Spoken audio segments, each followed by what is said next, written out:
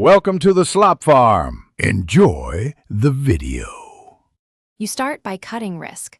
Unplug the extension and confirm the wall outlet is live using a known device or multimeter.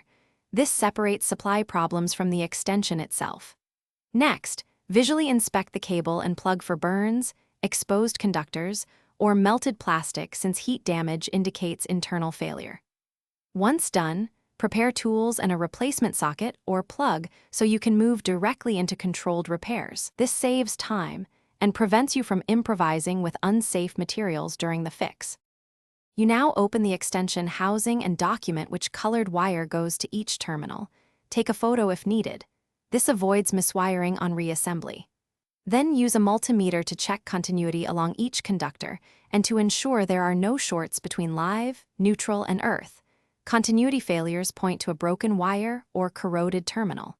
When you find a bad connection, restrip about 6 to 8 mm. Twist and crimp or screw the conductor firmly into the terminal, because a loose contact causes heat and intermittent failure. You install the new socket or plug that matches the extension's voltage and amp rating, because under-spec components risk failure. Make sure the strain relief clamps the cable so tension won't pull conductors loose. Then reassemble and tighten all fasteners. Next, perform staged live tests. First plug in without load to check for signs of arcing, then try a known load up to the rated capacity. If the device trips, emits burning smells, or runs hot, unplug immediately, recheck terminals, and consider replacing the whole unit to avoid fire.